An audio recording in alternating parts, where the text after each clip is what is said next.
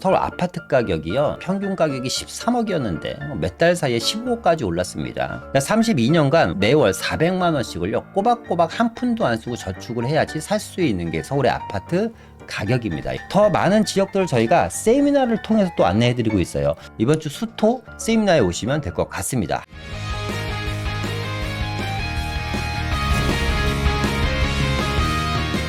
시청자 여러분 안녕하십니까? 부동산 경제학의 황현입니다.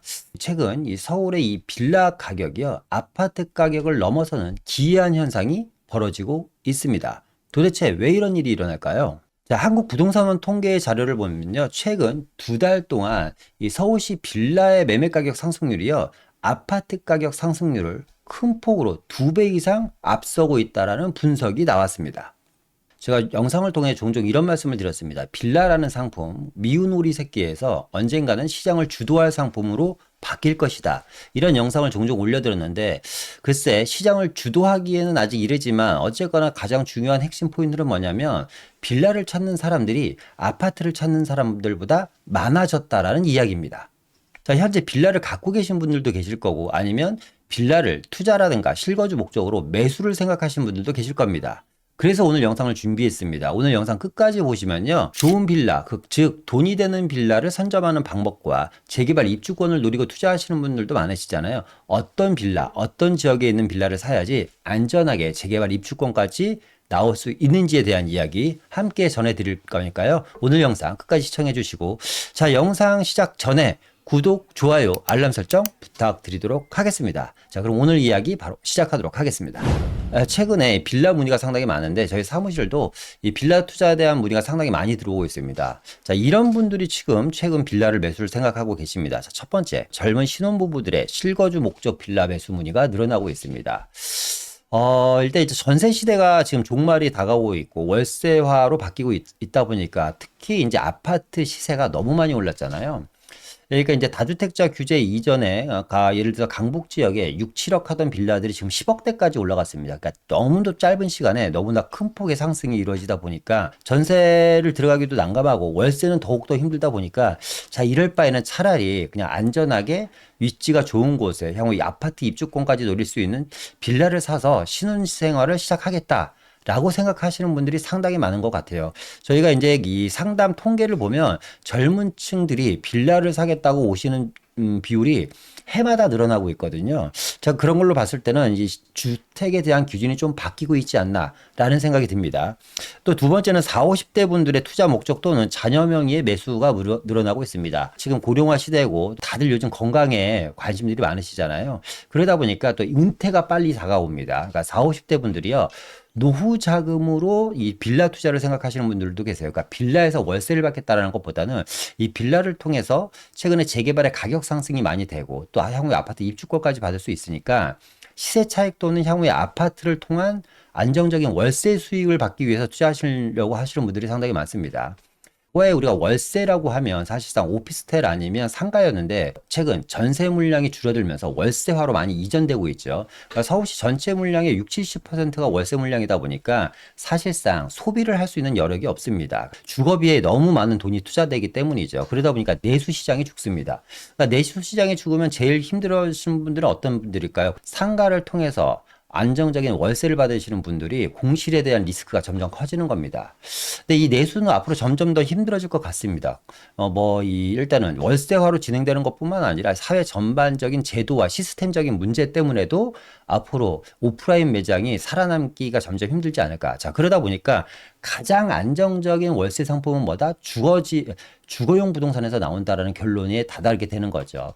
근데 이제 이 빌라 같은 경우, 빌라와 오피스텔 차이는, 오피스텔은 물론 모든 오피스텔이 입주권이 나오지 않는 건 아닙니다. 역세권 재개발이라든가 아니면 민간도시복합개발 사업 같은 곳에서는 오피스텔을 보유하더라도 입주권이 나오는 구역들이 분명히 있습니다. 그런데 대부분의 오피스텔은 입주권이 나오지 않다 보니까 사실상 가격 상승이 높게 형성되지는 않습니다. 그러다 보니까 이 시세 차익으로 빌라를 생각하시는 분들, 혹은 이 자녀명의 매수도 상당히 많이 늘어나고 있죠. 일단은 주거 비용이 너무 비싸고 결혼을 앞둔 뭐 자녀가 있다든가, 아니면 지금 저희 사무실도 보면요, 이 차용을 통해서 2억 천까지는 국세청에서 증여세 없이 차용이 가능하다 보니까 그 정도 금액 선에서 2억에서 3억대로 지금 빠르신 분들은 고등학생 자녀분들 명의로 빌라를 사시는 분들도 계시고 보통 이제 대학생 자녀분들을 두신 분들이 가장 많이 찾아오십니다. 이 친구들이 앞으로 성인이 됐을 때 사회에서 나가고 결혼 생활을 할 때 향후에 아파트 입주권을 노리는 이 자녀 명의들의 증여라든가 차용을 통한 투자들이 상당히 많이 늘어나고 있는 것이 또 현실입니다. 세 번째는요, 전세 매물 부족과 높은 전세 가격으로 빌라를 매수하시는 분들이 많습니다. 한 3억 정도의 전세를 살았는데 갑자기 2년이 지나니까 한 7천만 원 정도 올려달라고 합니다. 뭐 7천만 원이면 양반이고요. 한 1억 정도 올려달라고 합니다. 자, 그럼 내가 4억이라는 돈을 당장 2년 만에 모을 수 있는 사람이 있을까요? 그런데 중요한 거는 은행에서 전세자금 대출도 막혀 있습니다. 그러다 보니까 야, 이렇게 차라리 반전세나 월세를 올려주면서 평생 살 바에는 자, 그러지 말고 그냥 안정적인 내 집 하나 마련하자. 근데 아파트는 너무 힘드니까 앞서 이야기했던 것처럼 빌라 쪽으로 또 우회하시는 분들도 상당히 많고요. 그러니까 아파트에 보면 대체제 역할을 톡톡히 하고 있는 것이 빌라이지 않나라는 생각이 듭니다. 그리고 네 번째는 하급지 아파트를 갖고 계신 분들이 있어요. 이제 이런 분들이 보면 정말 앞으로 지금 아파트가 다 올랐는데 내 아파트만 안 올랐어요 라고 이야기하시는 분들이 계십니다.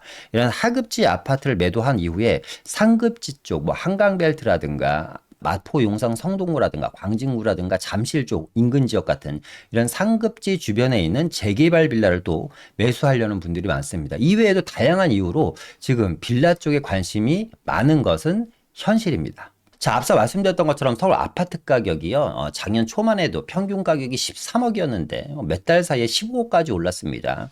32년간 매월 400만 원씩을요, 꼬박꼬박 한 푼도 안 쓰고 저축을 해야지 살 수 있는 게 서울의 아파트 가격입니다. 이거 평균 가격이고요. 이제 그러다 보니까 사실상 앞서 얘기한 것처럼 자, 이게 현실적으로 가능한 금액인가? 예, 전세 제도라도 있으면 뭐 전세 6, 7억 정도 살면서 주거 사다리를 통해 갖고 계층 이동을 할 수 있을 텐데 전세 제도 마저 사라지다 보니까 보증금을 2억, 3억에서부터 출발해야지 됩니다. 그러다 보니까 이 금액을 만드는 건 현실적으로 어렵다는 결론이 나오는 거죠. 그러니까 이런 수요들이 계속해서 어디로 들어가고 있다? 이 빌라 시장으로 들어가고 있다. 이재명 대통령도 이런 얘기 했잖아요. 전세 종말은 너무 당연한 지금 스텝을 밟고 있는 것이다. 이 사금융 정상화를 통해서 전세 종말은 너무 당연한 거다. 그러다 보니까 앞서 이야기한 것처럼 노두강만 하더라도 강북 지역의 구평 아파트 월세가 300만 원입니다. 그러니까 앞서 이야기한 것처럼 전세금을 1, 2억씩 올려줘야 하는 지금 시장 구조로 바뀌어 있고 또 하나는 월세를 매달 200에서 300만 원씩 내야 되는 구조로 바뀌다 보니까 이런 분들이 내 집 마련이라든가 투자 목적 차원에서 특히 젊은 층의 빌라 매수가 상당히 많이 늘어나고 있는 것을 통계로 우리가 확인할 수 있습니다. 이렇게 전세 월세의 추세적인 가격 상승, 어떻게 보면 시장에 대한 공포로 다가올 수 있고요. 이 공포가 어떻게 보면 새로운 주택 거주 문화에 대한 대안책으로 찾는 것이 이 빌라 쪽으로 많은 수요들이 빨아들이고 있는 것이 아닌가라는 생각이 듭니다. 그럼 도대체 얼마나 많은 빌라의 거래가, 그리고 얼마나 많은 금액대의 빌라들이 거래되는지 한번 알아보도록 하겠습니다. 자, 서울 빌라 가격이요, 아파트 상승률을 앞서 얘기한 것처럼 추월했습니다. 이 2달 연속 추월했고요. 한국부동산원 자료입니다. 추월한 퍼센티지를 보면요, 거의 아파트의 2배 정도의 가격으로 추월을 하고 있습니다. 엄청나게 빠르고 엄청나게 큰 폭의 상승률인 겁니다. 자, 1년 새 빌라 거래량이요, 무려 46.8%가 증가했습니다. 엄청난 거죠. 자, 금액은 어느 정도의 거래가 됐을까요?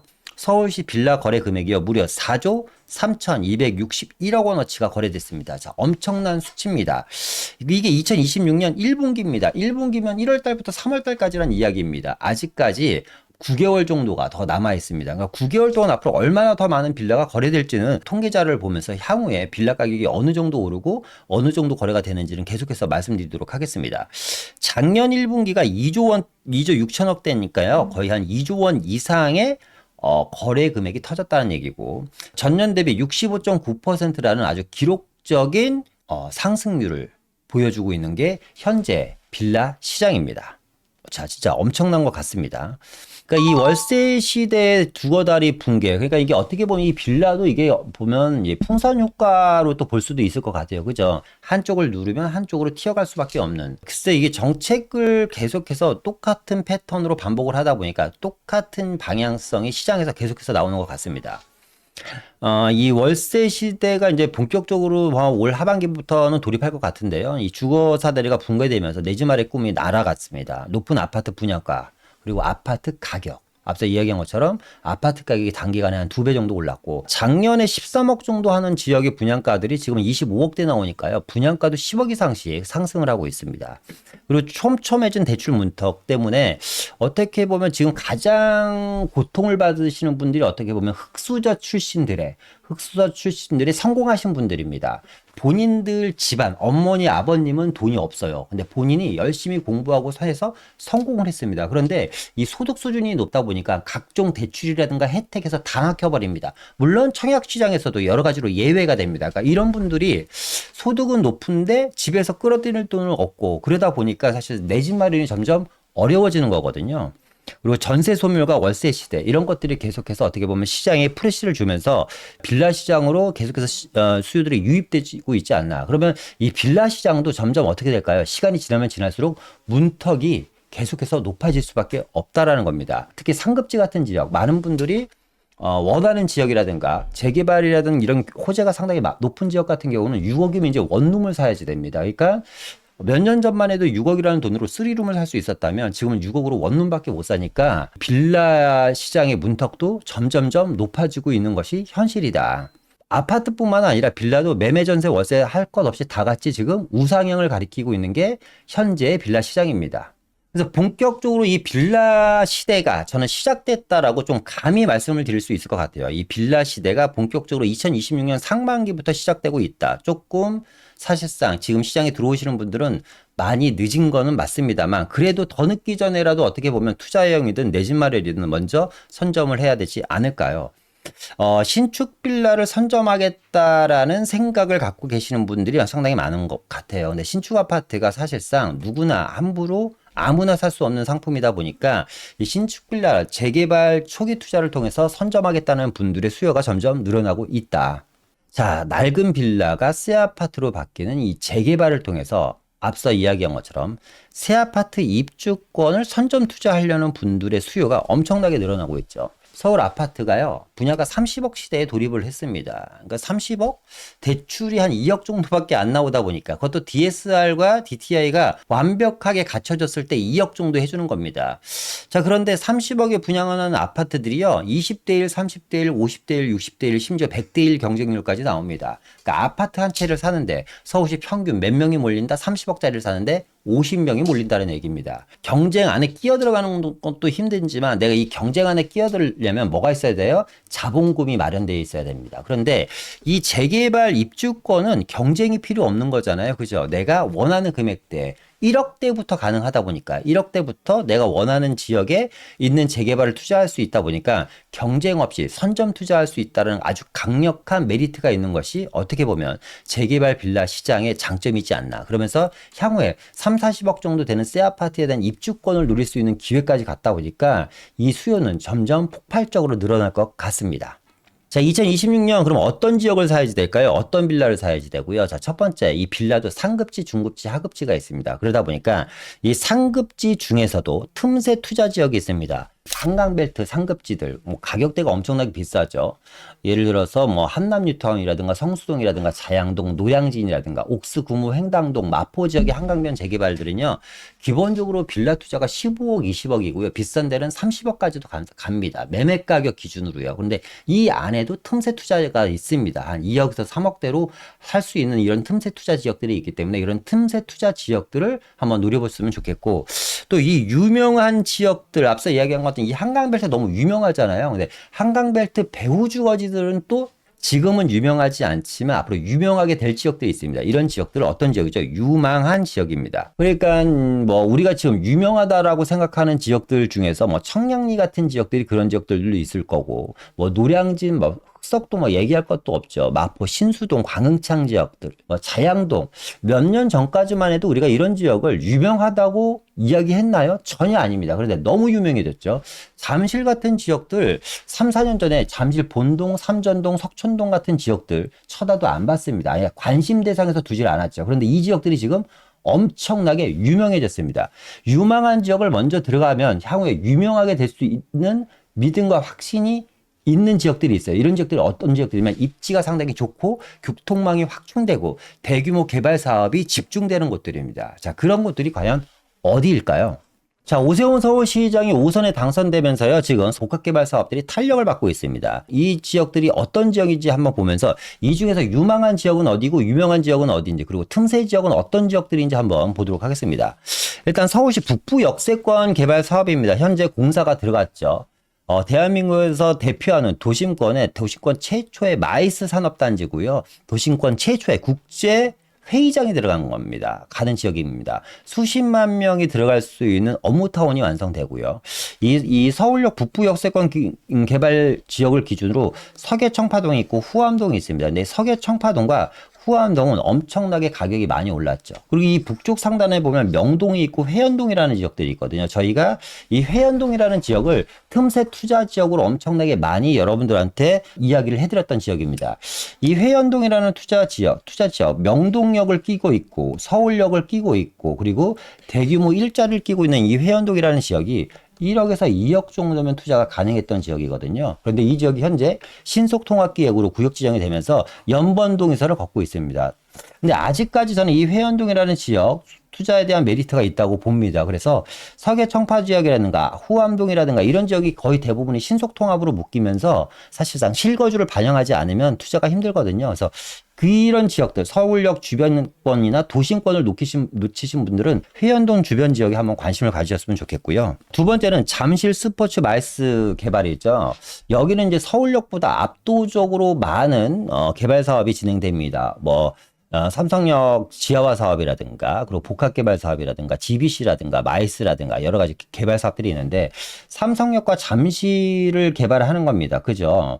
그리고 이 아래쪽에 탄천이 이렇게 흐릅니다. 아시아 선수촌이 있잖아요. 그죠? 그리고 엘스 리센치가 있습니다. 이 아래쪽에는 이제 잠실주공, 이제 이 3단지, 4단지들이 있는데, 이 하단 쪽에 탄천을 중심으로 한 잠실 본동, 삼전동, 석촌동 같은 지역들이 앞서 이야기했던 것처럼, 최근 몇 년 전까지만 해도 그렇게 사람들이 관심이 안 가졌던 유망한 지역이었는데, 지금 이런 지역들이 유명한 지역으로 지금 어떻게 보면 가치가 올라가고 있잖아요. 그러니까 이 지역들이 각종 모아타운이라든가 민간 도심 복합개발 사업이라든가 역세권 활성화 사업 등으로 인해서 지금 잠실 본동이라든가 삼전동, 석촌동 같은 지역들 좀 관심 가지셨으면 좋겠고, 자, 이 지역들은 주변에 엄청나게 많은 재건축들을 진행하고 있습니다. 그러니까 아시아 선수촌만 보더라도 이 아시아 선수촌랑 우성 아파트가 재건축이 되면 적어도 지금 이 지역들이 아파트 가격이 한 40억 정도 하거든요. 근데 이걸 부시고 아파트를 지으면 한 60억짜리를 지어줄 거란 말이에요. 그러면 이 주변에 있는 빌라, 바로 옆에 있는 동네의 빌라촌의 아파트 시세도 60억은 될 겁니다. 그런데 재건축을 살려면 40억 정도가 필요한데 재개발을 살려면 투자금 기준으로 3, 4억 정도면 충분히 살 수가 있으니까 투자금 10분의 1로 줄어드는 겁니다. 그런데 아파트 시세는 같이 똑같아지죠. 그죠? 삼성동이라는 지역이 어떻게 보면 대한민국의 중심 지역으로 발돋움할 수 있고 잠실 일대가 앞으로 어마어마한 글로벌 비즈니스 타운으로 완성될 수 있기 때문에 이런 지역들, 그리고 이 위쪽에 한강변을 보면 어디가 있죠? 자양동이라는 동네가 있습니다. 이 자양동과 또 구이동이라는 동네가 있거든요. 구이동. 그러니까 이 자양동 안에서도 자양동 다 구역 지정되지 않았나요? 구역 지정이 다 됐죠. 근데 이 안에도 뭐가 있다? 자양동 안에도 틈새 투자자 여기 있다. 틈새 투자 지역. 한 2, 3억대로 아직도 들어갈 수 있는 틈새 투자 지역이 아직도 자양동 안에 남아 있고요. 또 구이동 같은 경우는 넥스트 자양동으로 또 발돋움할 수 있는 지역들이 있잖아요. 그러니까 이 자양동이라든가 구이동 같은 지역들도 반드시 꼭 관심을 가지셔야 하는 지역들입니다. 지금 말씀드린 것처럼 이 잠실 일대라든가 아니면 광진구 일대 아파트 시세는 기본적으로 30억에서 50억대까지 움직일 수 있는 지역들이기 때문에 한 2, 3억대에서 30억에서 50억대 정도의 아파트를 받을 수 있는 초기 재개발 지역이다. 지금 아니면 못 들어가지 않을까라는 생각이 듭니다. 자, 용산 전기창 일대는 뭐 얘기할 것도 없죠. 용산 전기창을 기준으로 하단에는 한강로 3가가 있고 북단에는 원유로가 있잖아요. 그러니까 이 한강로 같은 경우는 뭐 얘기할 필요가 없습니다. 이미 아파트 빌라 시세가 30억대를 호가하고 있고 원유로 같은 경우도 10억대를 호가하고 있기 때문에 뭐 이 지역은 뭐 돈이 있으시면 사놓으시면 무조건 좋습니다. 원유로 특히 3가 쪽 같은 지역들은 1가 2가에 비해서 원유로도 1가, 2가, 3가에 따라서 사실상 앞으로 향후에 아파트 시세는 다 차등하게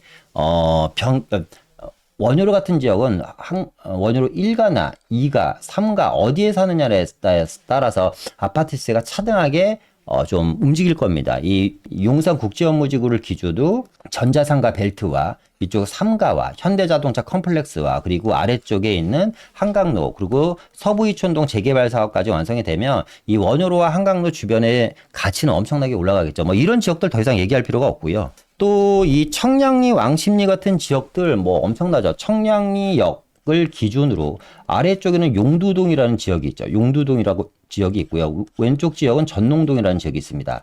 하단에는요, 답심리라는 지역이 있거든요. 대표적으로 용두동, 전농동, 답심리 지역이 사실상 이 청량리 일대를 주도하는 재개발 시장들입니다. 이 용두동, 전농동, 답심리 지역은요, 개발 과정에 따라서 작게는 1억대부터 많게는 10억대까지 투자금이 형성되어 있습니다.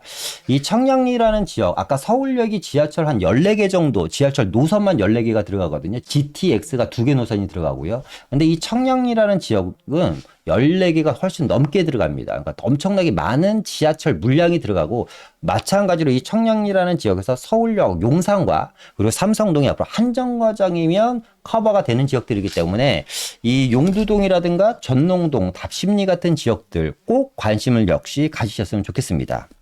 그리고 마지막으로 좀 집중해서 말씀드리고 싶은 지역은 어디냐면 이 가산 대림동입니다. 이 지역이 서울시 7광역 중심지예요. 그죠?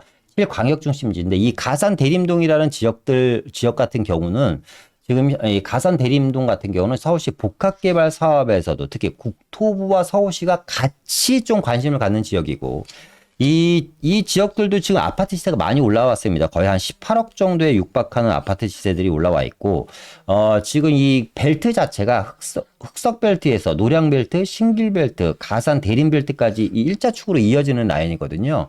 영등포가 있고 여의도가 있습니다. 이 일자축으로 이어지는 라인 안에 속하여 있는 것이 가산 대림벨트고 지하철 노선만 1호선, 2호선, 7호선이 있습니다. 그리고 신안산선이 앞으로 조만간 개통 예정이고 GTX B노선과 D노선까지 있다 보니까 서울시 사통팔달입니다.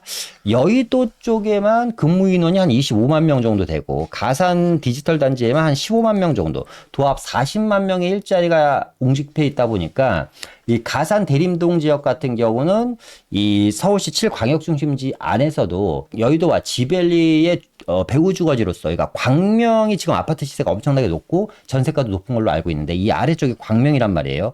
광명을 압도적으로 뛰어넘을 수 있는 지역이 제 생각에는 가산 대림 지역이지 않나. 이 지역 같은 경우는 역시 신속통합, 모아타운, 역세권 활성화 등이 지금 진행되고 있는데 투자 금액이 1억대이면 가능합니다.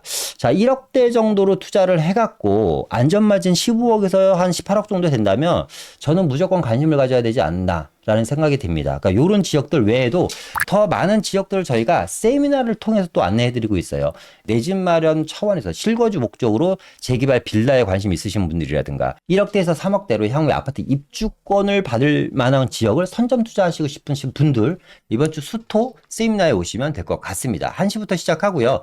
위에 나가는 연락처로 전화 주시면 상세하게 안내를 해드립니다. 자, 오늘 영상 이만 좀 마칠까 하고요. 오늘 영상을 들어보시고요. 여러분들의 생각이라든가 궁금한 점 댓글로 많이 남겨주시기 바랍니다. 다음에 더 좋은 영상으로 찾아뵙기로 하고요. 이만 마치도록 하겠습니다. 감사합니다.